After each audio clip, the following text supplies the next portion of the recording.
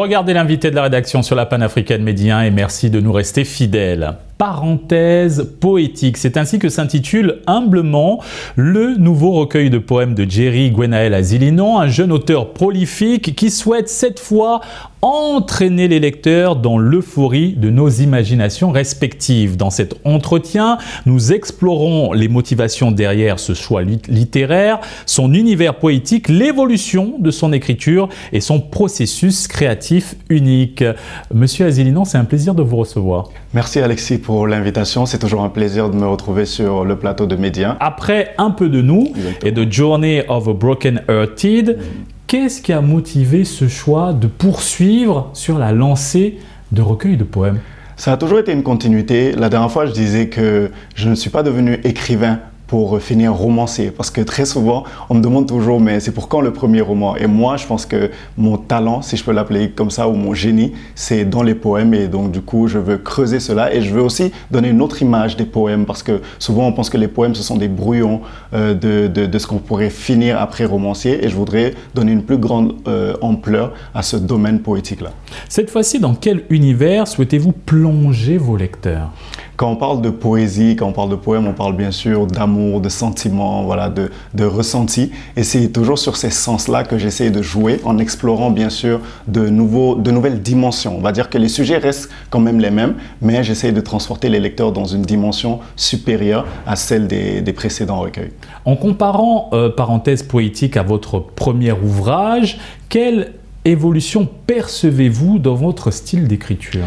Je pense qu'il y a d'abord une évolution personnelle par rapport à moi-même. Un peu de nous, c'était mes débuts. Donc, je rentrais un peu dans le milieu. Je me suis associé à des plumes que j'aimais bien. Avec Journey of a Broken Hearted, c'était quelque chose qui racontait un moment spécifique de ma vie. Donc, j'ai connu une année qui était assez trouble, que j'ai voulu retranscrire à travers ce recueil-là. Et là, avec Parenthèse poétique, je reprends, je pense, la même orientation qu'un peu de nous, c'est-à-dire quelque chose qui ouvre un peu plus grand les univers, qui n'est pas forcément ponctuel.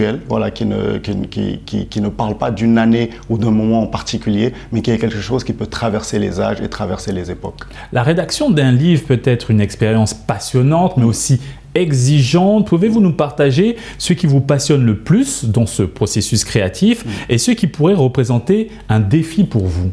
Le plus grand défi pour moi, c'est lorsque j'écris un recueil de poèmes qui est une suite logique, qui est une histoire, et que la personne voit qu'il y a un début, qu'il y a une continuité, qu'il y a une finalité. Et donc je pense que ça, c'est le plus grand défi. Du point de vue créatif, pour moi, le processus créatif, c'est le moment que j'adore, parce qu'on écrit un peu partout. Quand on finit un premier texte, on revient dessus quelques semaines après, quelques mois après, pour être sûr qu'il donne toujours la même idée avec laquelle on l'a rédigé il y a quelques jours en arrière et tout.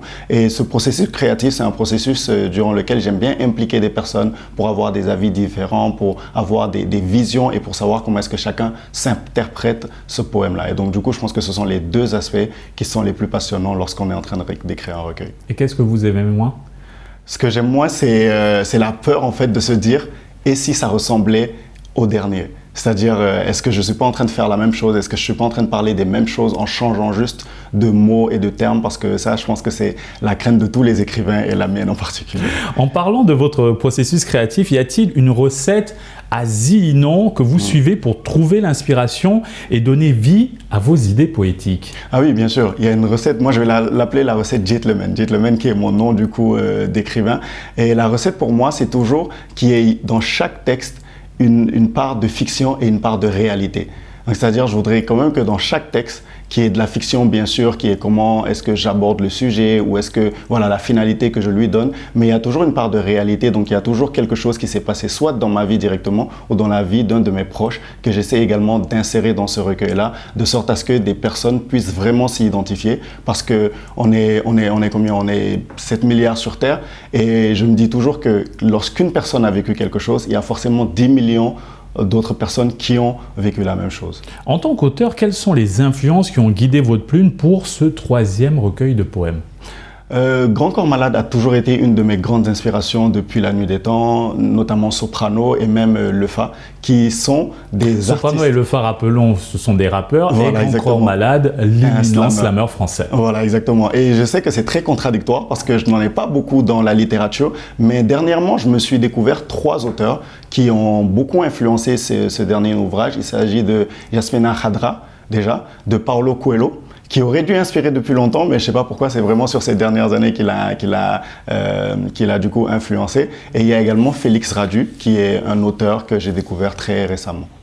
Les lecteurs apprécient souvent de connaître les sources d'inspiration des auteurs. Pourriez-vous partager un moment ou une expérience qui a inspiré un poème particulier de ce nouveau recueil? Je voudrais dire 80% des poèmes de ce recueil, je les ai écrits dans une salle de cinéma. J'adore le cinéma, je le dis tout le temps, c'est mon endroit préféré, c'est là où je me retire et c'est également là où j'ai le plus d'inspiration. En suivant un film, il y a un fait du film ou une action du film qui me fait penser à quelque chose. J'écris un premier brouillon que soit je retravaille après ou que je finis sur place. Donc je pense que les salles de cinéma sont vraiment mes endroits fétiches, on va dire. Vos deux premiers recueils ont été tous les deux bien accueillis par le public. En quoi pensez-vous que Parenthèse poétique se démarque et offre quelque chose de différent à vos lecteurs? Ce que Parenthèse poétique offre de différent, c'est d'appuyer davantage sur les sujets qui ont été touchés dans les deux premiers recueils. Parce que je le dis souvent, ce qui est bien avec l'écriture, c'est qu'elle est évolutive. Aujourd'hui, on peut avoir une pensée ou on peut avoir un avis sur un sujet à cet instant T et que d'ici 2 ans, cet avis-là change ou évolue. Parce que justement, on a vécu de nouvelles choses dans notre vie, on a été exposé à de nouvelles réalités et je pense que c'est ce que Parenthèse poétique a vraiment de plus que les deux recueils précédents. Une nouvelle perspective. Voilà. Le titre « Journey of a Broken Hearted » évoque des émotions fortes.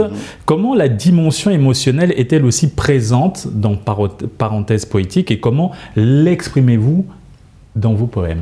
Je pense que l'émotion, c'est la base du poème. Pour moi, un poème qui est dépourvu d'émotion, il ne sert à rien.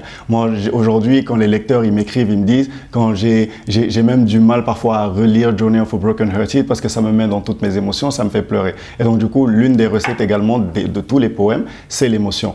Comment est-ce que j'utilise cette émotion aujourd'hui? C'est que j'essaie de la rendre le plus positive possible. Même si le sujet de base du poème est quelque chose de triste, ce que je veux que la personne retienne en finalité, c'est que cette tristesse-là, elle est passagère, elle est momentanée et qu'il y a de meilleurs jours qui arrivent, de meilleurs jours qui vont bien sûr dépendre de comment est-ce que la personne s'approprie le moment dans lequel elle est et comment est-ce qu'elle le vit.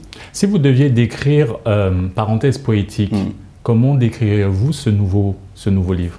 Je dirais que Parenthèse poétique, comme le titre le dit, c'est vraiment...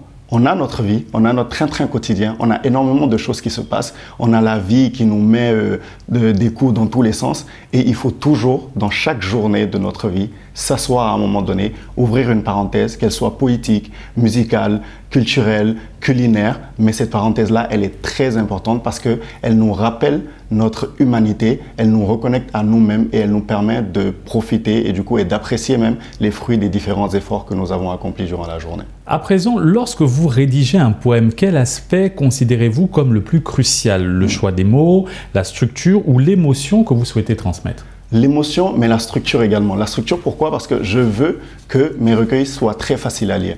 Qu'ils soient aussi faciles à lire pour un enfant de 6 ans, que pour un adolescent de 12 ans, que pour un adulte, que pour une personne retraitée. Je veux justement que toutes ces personnes-là se reconnaissent dans les mots qui ont été utilisés et qu'un adulte en lisant ne se dise pas « Ah, ça c'est un poème pour enfants » et qu'un enfant en lisant ne se dise pas « Ça c'est un poème pour adultes ». Et j'aime bien décomplexer la poésie parce que nous tous ici, on a été à l'école. Notre rapport à la poésie était très complexe. C'était des tournures des alexandrins, des tournures de phrases qu'on avait du mal à comprendre, à se saisir. Et moi, l'un de mes plus grands objectifs justement, c'est de décomplexer tout ça et que les gens se créent une nouvelle relation beaucoup plus amicale, fraternelle avec la poésie.